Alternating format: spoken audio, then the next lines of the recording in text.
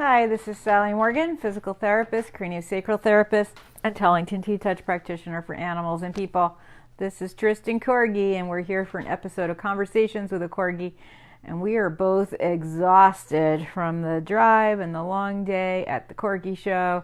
And as you might see out the window, it's snowing pretty darn hard. Not like where Danny lives, but it's pretty awful here.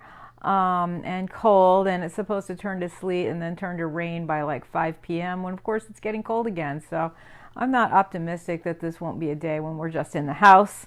I have to make soup. I don't know what else I'm going to do. I might do some more cooking. Anyway, the time change is a matter of concern for all of us this morning, no matter where you live. It's affecting you. And of course, in the spring, we spring ahead 1 hour. So when you got up at 6 this morning, it was really 7, or worse off, 8, and it's 9. And thank God you don't have to go to work today, because all of us would not be making it. And of course, there are many, many accidents on the Monday of a time change with people trying to go to work. People are frustrated, and you're tired, and you're not thinking clearly. Huge health risk concerned with the time change. Just in terms of people's stress level and the impact of that on your blood pressure, your cardiac function, your mental and emotional health. So how does the time change affect our pets? We've talked about this. No time change in Arizona, Amy says. Well, that's a good reason to live in Arizona. That's hours of your life that are better lived because you don't have to do it. And you know, there are states in the middle of the time change area where it doesn't change. And those states are really tricky if you're on the edge and you're driving back and forth to go to a doctor's appointment or, you know, a store that might be closing. And people complain about this all the time. And I really hate it when the time changes in the fall. The spring one isn't so bad for me because it seems to be turning into what would be normal time as opposed to the winter where it's like fake time. But how does that impact our pets? Well, it's going to throw off their entire schedule as well, in addition to which your schedule being thrown off is going to not be good for them. Now, it's the biggest problem is in the morning, because if your pet usually gets up with you and eats at 6 or 7 in the morning, and now he's getting up with you at 8 or 9, first of all, he probably has to pee desperately, because now you've been in bed an hour later, even though it's not an hour later. And, you know, he's getting breakfast at a different time as well. So if you're staying in bed till 8 when you would have been up at 7, your pet may have some more urgent needs for food and peeing. In the afternoon, that's not so much of a problem. If Tristan typically eats at 4 o'clock, we've sprung ahead. Now he's eating at my 5 o'clock, or he's going to eat early at 3 o'clock in his world. So either way, the afternoon is not nearly as hard as the morning.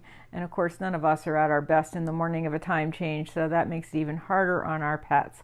Some things you can do about it is like split the difference and just do things a half an hour different.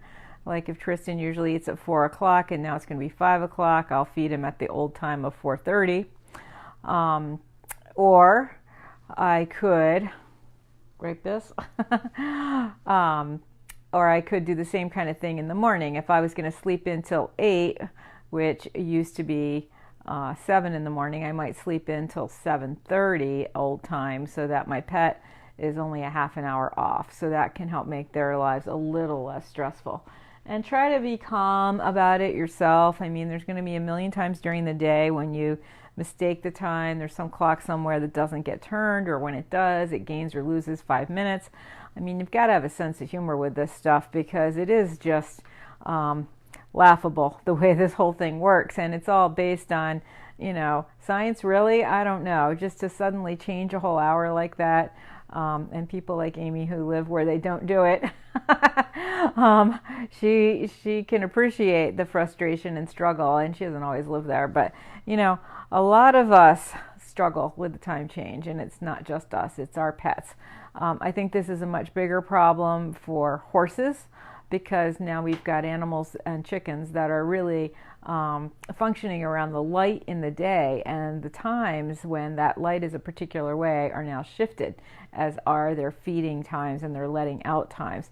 So I've always noticed when I had horses that the time change had a much bigger impact on them than my dog, because let's face it, in our day-to-day life, are we 100% regular with the time we feed and let our dogs out? Not really. They're always, fudging 45 minutes, a half an hour, 10 minutes early or late for their dining and going out. But with horses, it's much more regular most of the time. But again, those animals are really affected by the light. And of course, today, not only was it darker at the time it was when we got up, but because of this storm, it's dark anyway. We're not going to have any light all day. And in fact, I have 2 lights on just to make this room bright enough for me to do this recording. And often at 9:30, I'm like trying to block the light coming in the window because it's too bright. So be sympathetic to your pets and your humans in your life around the time change. I know where I used to work, people that live alone and don't pay attention to the news often didn't notice the time change. And so they might have had an appointment on Monday morning and they come at the wrong time. And that was a problem once our place that I worked for decided that the customer, quote, not even a client or patient anymore, is always right. Therefore, if they show up an hour early or an hour late for their appointment, we still have to see them, even though we're already scheduled with 2 other people at the same time. Anyone who knows anything can see that 3 people scheduled for physical therapy with 1 person in the same half hour, not a very good situation for any of them. It's not even a good situation for 2 people to be scheduled in a half an hour, but that is really typical in lots of places, and anybody who's gone to physical therapy can vouch for that. So it's stressful for people in business as well when we have the time change, because their customers are confused and forget things and don't know what time it is, and the store may be just about to close when the person thought they were open for another hour. So be sympathetic to your pets and the people in your life around the time change, because it is a struggle for all of us. And like I said, try to shift your pets gently, in 20-minute intervals over several days, or maybe a half an hour off. Oh, Joe's watching. He's got Chloe, who's an adorable Corgi, who missed the Corgi fun day yesterday. It wasn't very crowded, but Chloe might have liked the barn hunt, and we'll talk more about that in a couple of days.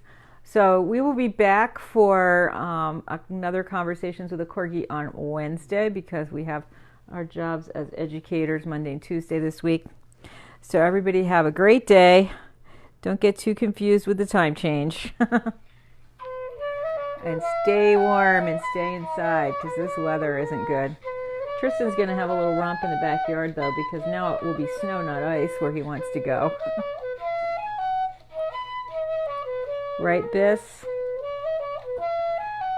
And when we're back later this week, we'll talk more about the Corgi show, which was really fun.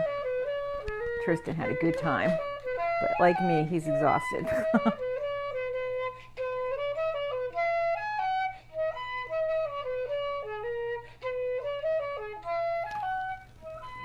Stay warm, Amy says from her southern climb. All right, everybody, have a great day. And my computer's been acting up. It's still trying to scan itself for viruses and things. It's been working on it for about 20 hours. Maybe it has 7 to go. I don't know. But I will tag this and repost it when we get the computer working again, now that the website's working again. Oh, Danny's dogs love the snow. Thank God, because you certainly have a lot of it. And I have to say, in general, Corgis do like the snow. They like to roll in the snow. This little guy sure does. Have a great day, everybody.